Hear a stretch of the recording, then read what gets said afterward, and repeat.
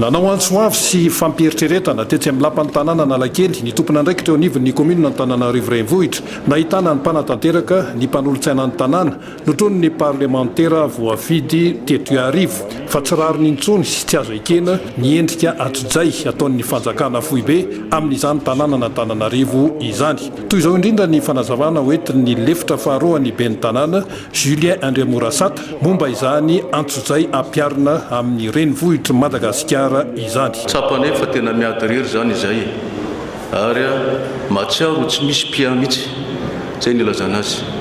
ity akory tsy mamela n'izany izy fa tena mitarain satria manana misy fanjakana eto tokony mba hanampy ny commune urbaine Antananarivo amin'ny capitale de Madagascar azy misy manify zany bien communaux bien municipaux fa nanao commune misy manify tsy mampanina akory zany fa mety hoe projet présidentiel fa mba tokony mifanaja ihany ka tsy fantatra hoe atao inona moa izy ireny sasany moa fa misy miteny hoe mialatsiny ary miteny an'izany eto hoe ifalasa ary fahalain'ny fanjakana le izy ka mitaraina amin'ny fanjakana izay mitaraina zay mba aloha re tompo mba mifampiresaka satria tsy fantatray akory raha tsy ao amin'ny fefy izy ireny ary n'olona ary miteny aminay hoe nalain'ny fanjakana nge le faritra amin'izao eto aminareo eto zay no anankiray antony faharoa tsy te hamerina ntsony ny resaka fokotany ny tenanay ny fokotany nge tadio tsara fa any fanjakana tokoa izy io fa araky ny lalàna misy zany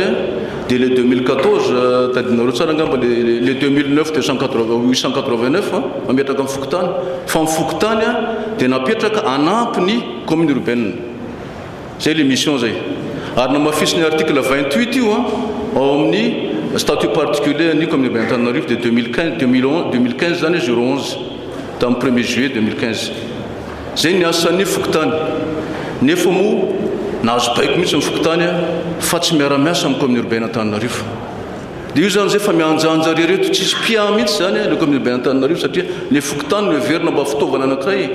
anampy anay fampandrosoana zany dia tsy avela miara-miasa aminay profony zany nasorona ny emblème ny commune urbaine ny fokotany nasorona ny antête ny fokotany nefa raha io statut particulier dia milaza mihitsy fa maire tompona andraikitra ny fanomezana certificat de résidence sy ny certificat de vie collective fa le maire peut confier any chef fokotany zany délivrance ny certificat de résidence zany hoe anjaran'ny commune zany izy fa mba omeny fokotany zany misy délégation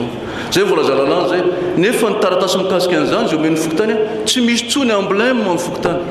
tsy misy tsony en-tête amin'ny fokotany ary nansaina ary saina amin'ny fokotany sy ny logo ary dia nasorona any amin'ny fokotany mba ilazana zany fa tena hoe aloha ny commune urbaine Antananarivo ianjanjo zay mba hitarana anay amin'ny fanjakana zay hoe appui zay fa eran-tany ange any France raha fantatry zany misy atao hoe dotation globale d'équipement manampy ny capitale Paris ville Paris ny fanjakana ary raha ny fanjakana raha voakitika ny fananany commune dia misy ny contrat de partenariat tsy maintsy atao zay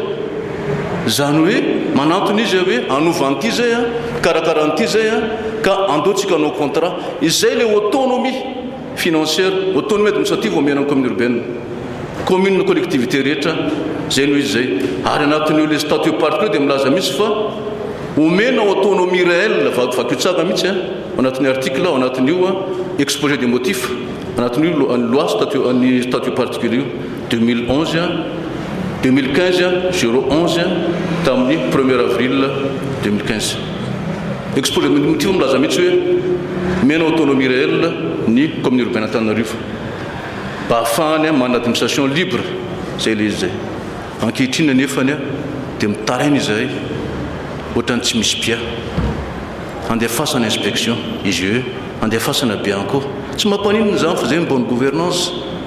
ary fantatra tsara fa reo olona reo olona nianatra reo manao serment reo fantany tokony atao nefa tsy anaovana fitaovana politika isakaiky zao ny fifidianana tsy zay rery fa ny commune urbaine eraky Madagasikara amin'ny chef-lieu faritany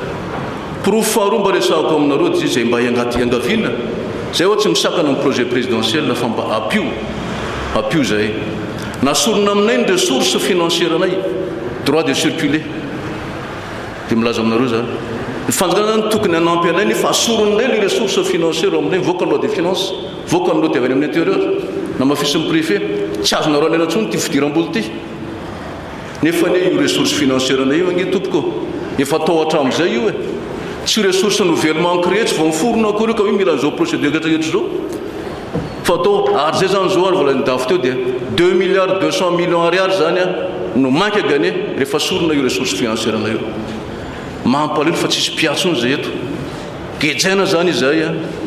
dia rehefa voagedy zay a tsisy ale dia atao ny asanay dia rehefa atao ny asanay a dia milaza fa tsy mahavita azy ny commune urbaine fa fanjakana mahavita azy oka reo tompoko miangavy anareo zay ny principe général mirégir ny administration territoriale ny fanjakana dia miaya ny collectivité zay le principe d'impartialité de l'état anjara ny fanjakana zany tsy miandany atsy na miandany aroa fa anazy ny collectivité dia tokony ampiny fa mifanjakana tokony tsy hifaninana amin'ny collectivité tsy hifaninana amin'ny commune urbaine Antananarivo ka milaza fa hoe manaova raha mahavita ianareo mampalahelo zany taranareo amin'ny parlementaire tagananay aminareo conseil municipaux na zavatra ketrarehetra zany reny tokony andraikitra fa ny filohan'ny mpanolotsaina ny tanàna Faustin Andriabahoaka kosa no mitondra ny tsara ho fantatra ny momba ny lalàna sy izay tsara ho fantatra rehetra ny amin'ny hoe tsy maintsy mandalo amin'ny fanapahan-kevitry ny mpanolotsaina ny tanàna izay zavatra rehetra atao eto Antananarivo renivohitra toy izao ny fanazavany zavatra matsikaiky anay nefa dia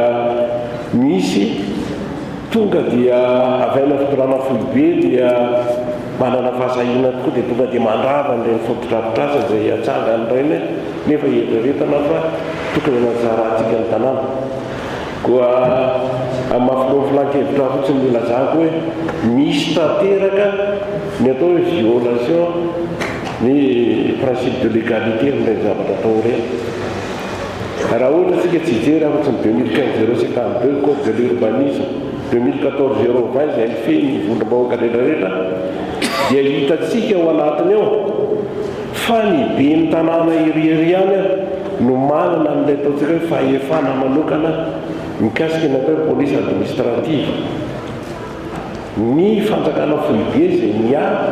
dia pouvoir de tutelle ny asa raha misy zavatra tokony hitany fa tsy mety amin'izay pouvoir de tutelle nanan'izay dia manana fahefana ngezabizy manao an'ilay atao hoe contestation ary io dia tokony misy fifanatona eo amin'ny rafitra anankiroa eo amin'ny be tanàna zay misokatra isan'andro varavara nafahana mandray ny zavatra misy nefa dia rehitantsika reniko dia mampalahelo ihany ary mbola tsy mivory filan-kevitry ny tanàna hatramin'izao fa raha ohatra hivory dia hiveriko fa mety anahirana ihany ny délibération zay ho avy fananana ny nambarany ihany koa ny solotena ny mpanolotsaina ny tanàna n'Antananarivo raha Samson ny aina izay voafity teny amin'ny boribory tamin'ny fahenina momba izay endrika fanitsakitsahana ny maha-Antananarivo an'Antananarivo izay le olombo tendry ve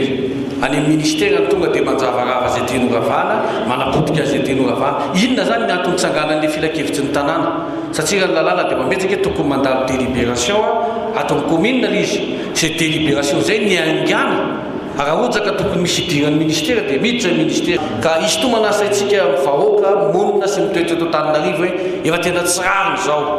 io ny any alahelo tsy zaraina mikavana zakany tokony any izany matoa zany zay miteny ankehitriny ny filakevitsy ny tanàna dia efa tsy zakanay le izy izany ho hitatsika zay mety fa fanapahan-kevitra sy ngetsarehetra ny amin'ny fanapahan-kevitra zay ataony